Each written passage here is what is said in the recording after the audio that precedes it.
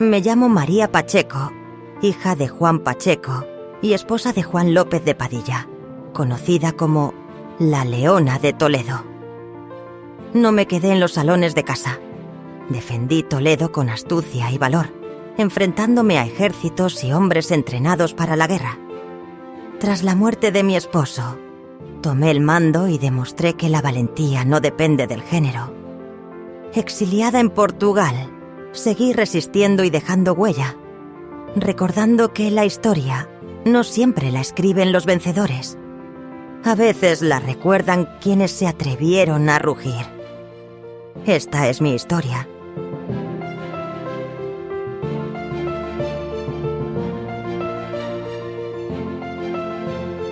Bienvenidos a Sabios en Consejo, el podcast donde la historia se mezcla con humor fino, curiosidades que no encontrarás en los libros de texto y datos que ni tu profesor de historia se atrevería a mencionar. Hoy hablaremos de una mujer que no solo desafió al poder masculino de su tiempo, sino que casi logra mantener Toledo frente al mismísimo Carlos I. Sí, estamos hablando de María Pacheco, la famosa Leona de Toledo. Yo soy Sergio y se encuentra conmigo mi amigo Salvador. Hola, ¿qué tal? Bienvenidos y bien hallados a otro programa más. Y antes de que alguno piense que nos hemos vuelto expertos de la noche a la mañana, aclaramos que no somos historiadores, pero sí somos narradores curiosos que amamos el drama histórico. Eso sí, si alguna espada metafórica se nos atraviesa, nos cubrimos con ironía y con una buena dosis de anécdotas jugosas.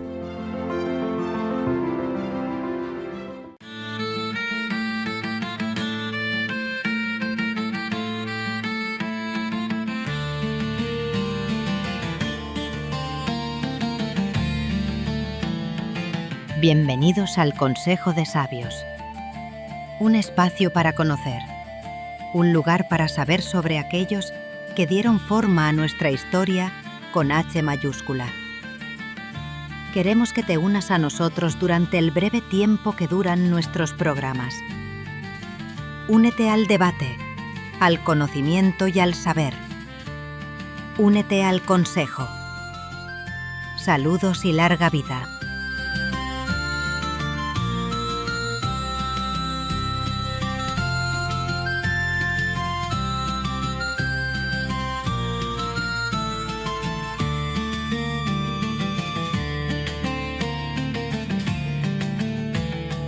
María Pacheco nace hacia 1496 en Talavera de la Reina, en una familia con historia y músculo político. No olvidemos que es hija de Juan Pacheco, marqués de Villena, y de María Portocarrero. Tenía varios hermanos, siendo los más famosos Luis Hurtado de Mendoza y Diego Hurtado de Mendoza. Desde pequeña, la política era su juego de mesa, pero uno de alto riesgo, no de esos del Lego. Se cuenta que de niña ya discutía con sus hermanos sobre quién tenía derecho a qué castillo y probablemente sobre quién era mejor jinete de la familia. El tiempo pasa y se casa con Juan López de Padilla, líder de las comunidades de Castilla. Aquí comienza a exponerse al huracán político de la época y a la inevitable tragedia que vendría después. Exactamente, Salvador. Esto no es ninguna exageración. Padilla sería decapitado en 1521 por rebelión contra Carlos I. Y María, lejos de derrumbarse, asume la defensa de Toledo, convirtiéndose en líder de facto. Y no lo va a hacer de otra manera que con audacia, Sergio. Se dice que cuando algunos soldados dudaban sobre cómo lideraba a las tropas, los desafiaba a debates de estrategia y encima ganaba. Claro, y con estilo. Mientras organizaba las tropas, la logística y la diplomacia mantenía una elegancia impecable. Imagina a alguien con armadura y vestido elegante al mismo tiempo. Pues sí, una curiosidad sobre los primeros días de asedio. Las crónicas cuentan que María escribió una carta tan cortante a un noble traidor que éste cambió de bando solo por no soportar su sarcasmo. Aunque el texto original no se ha conservado. Así sería. Ahí se nota que la leona no solo atacaba con armas, sino también con sus palabras. Y eso no se aprende en la escuela de caballero, ¿verdad, Salvador? ¿Verdad que no? Definitivamente una combinación letal de estrategia, inteligencia y carisma que pocos podían igualar.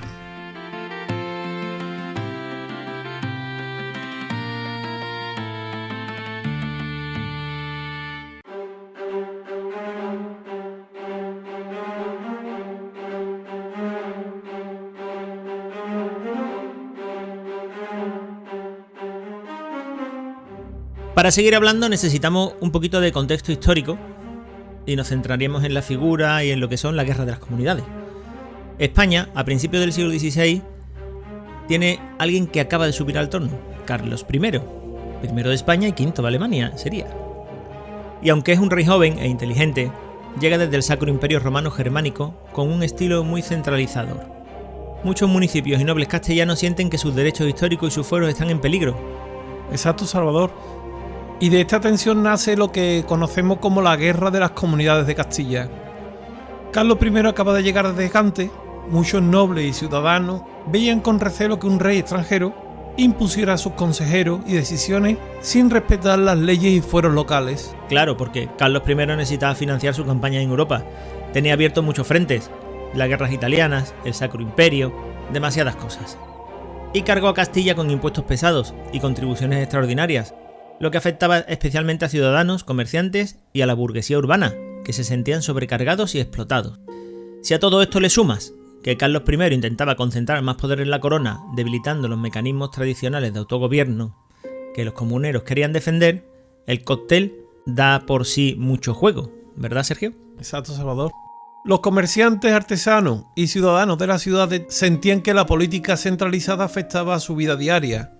Por eso se reunieron al movimiento comunero, defendiendo derechos locales, participaciones políticas y justicia frente a un rey que llegaba como extranjero y con un estilo autoritario. Y aquí entra Juan López de Padilla, líder de la revuelta, pero lo interesante es que María Pacheco lo acompaña desde el principio y que poco a poco su papel se vuelve crucial. Tras la decapitación de Juan López de Padilla en Villalar, que era un pueblo de Valladolid, en 1521, pues después de la derrota comunera en esa batalla, María Pacheco asume el liderazgo de la resistencia, y no fue por casualidad, sino porque se ganó el respeto de todos gracias a su talento estratégico, su firmeza y su capacidad para mandar en tiempos de crisis. Durante semanas y meses, María organiza las tropas, y sobre todo la defensa de Toledo, ciudad que se convierte en el último bastión de la revuelta comunera en Castilla. Organiza misivas a otras ciudades, coordina escaramuzas estratégicas, establece alianzas con nobles de la región y en más de una ocasión logra que algunos soldados cambien de bando para reforzar su defensa. Todo esto mientras el rey envía un ejército de unos 5.000 soldados destinados a aplastar la revuelta. Imaginen la presión, no solo era política, era una presión militar y social. De hecho, hay una anécdota increíble. Durante un ataque nocturno, María aparece en la muralla sin armadura completa, solo con una daga y su capa. Algunos cronistas cuentan que eso bastó para intimidar a los atacantes. Solo imaginarla caminando entre sombras mientras ordena disparos da escalofríos. Claro, no por nada la llamaban la Leona.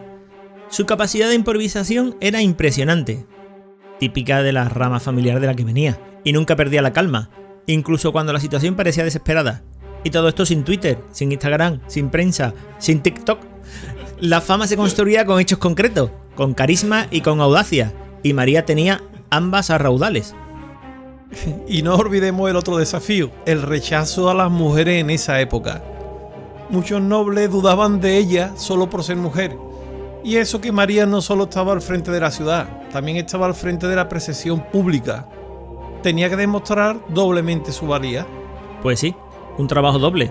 De hecho, Fray Antonio de Guevara, aunque fue un cronista con simpatías hacia el rey, Carlos, claro, relata cómo María con decisión y coraje organizó recursos y mantuvo la defensa de Toledo, incluso utilizando la plata de la catedral para pagar a los soldados. Y eso nos hace preguntarnos, ¿qué habría pasado si Toledo hubiera contado con más líderes como ella? Pues que probablemente la historia habría sido muy distinta. Sin duda, Salvador, la ciudad de Toledo y sus ciudadanos estaban en buenas manos, aunque el enemigo fuera un ejército real y un rey decidido a centralizar el poder. No por nada la llamaban la Leona. Su capacidad de improvisación, como hemos dicho anteriormente, era impresionante, lo que le hacía no perder la calma.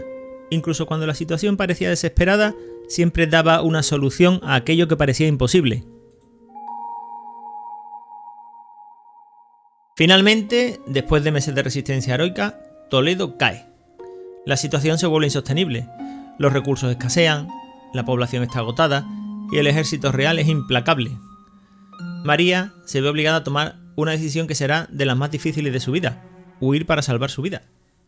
Efectivamente, se disfraza y viaja de noche con grupos reducidos de confianza para evitar ser capturada por los soldados del rey. Llegan a las afueras de Castilla, atravesando caminos inseguros, bosques y ríos, y siempre cuidando de no dejar rastros. Su objetivo final es Portugal, el país vecino donde podría refugiarse y escapar de la persecución directa del rey.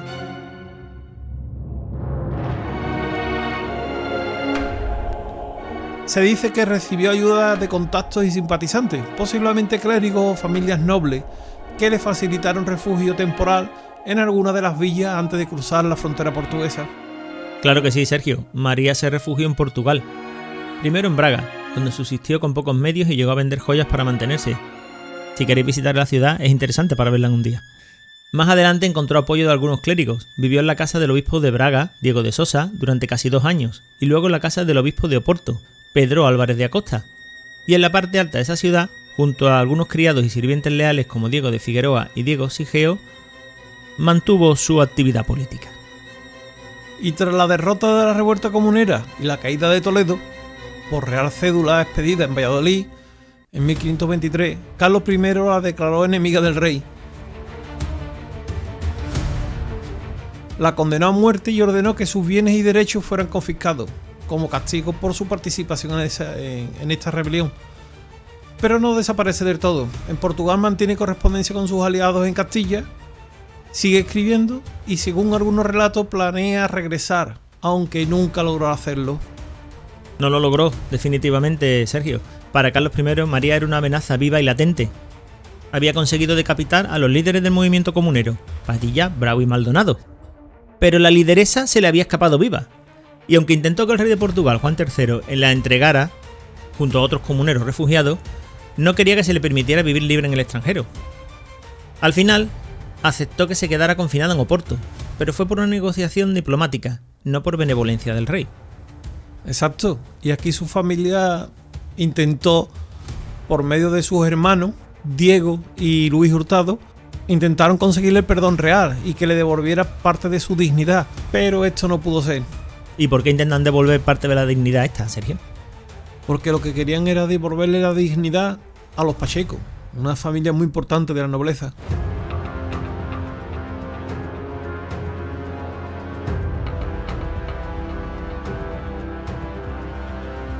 El 23 de abril de 1521, como os ha dicho Sergio, el ejército comunero es derrotado por las tropas realistas en la batalla de Villalar. Es un día lluvioso, muy caótico, que juega claramente en su contra. La derrota es total, y esa misma noche, Juan López de Padilla, Juan Bravo y Francisco Maldonado, los 3 principales líderes de la revuelta, son capturados.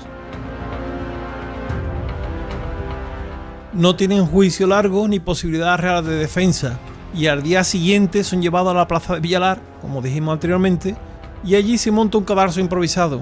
La ejecución es rápida, pública y ejemplarizante. El objetivo es dar un mensaje claro a toda Castilla. Primero será ejecutado Francisco Maldonado, después Juan Bravo y finalmente Juan López de Padilla. Las crónicas cuentan que Padilla sube al cadalso con gran serenidad y antes de morir se dirige a Juan Bravo y le dice una frase que se haría célebre, al ver que Juan Bravo se resiste un poco a sus captores. Señor Juan Bravo, ayer era día de pelear como caballeros, hoy lo es de morir como cristianos. Y ambos afrontan la muerte sin suplicar perdón, conscientes de que su ejecución marcará el final de la revuelta comunera organizada. Las cabezas son cortadas a espada, no a hacha, y los cuerpos expuestos brevemente como advertencia. No hubo piedad, ni aplazamiento, ni negociación. Carlos I quería cerrar el conflicto con sangre visible. Una gran advertencia a sus enemigos. ¿Me la haces? Me la pagas.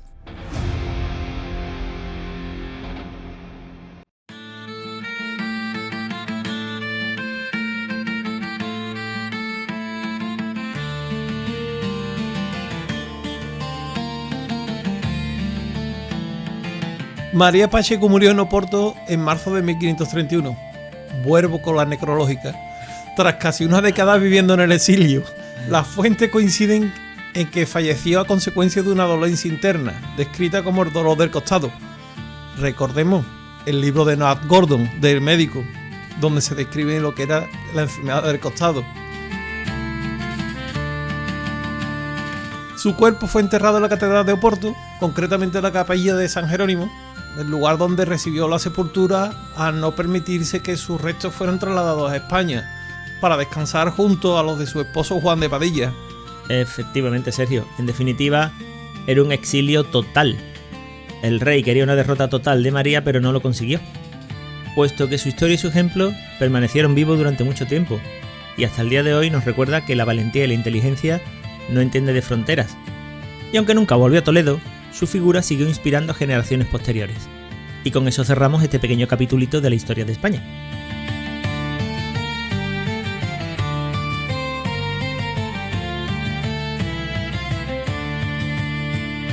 Así cerramos el viaje por la vida de María Pacheco, guerrera, política y símbolo de resistencia. Esperamos que haya disfrutado del relato, del humor fino y de los detalles históricos, y que sienta algo de admiración por esta increíble mujer. Si te ha gustado el episodio, dale me gusta, compártelo y no olvides suscribirte para no perderte ninguna historia. Y si tienes en mente algún personaje, pues dínoslo, que trataremos de traerlo al consejo. Y darle un poquito de vida, actualizando sus datos, alguna historia que pueda interesarte. Nos vemos en el próximo episodio de Sabios en Consejo, donde otra figura olvidada de la historia nos enseñará que el pasado siempre tiene algo que decir. Recuerda que la historia no solo se lee, se vive, se disfruta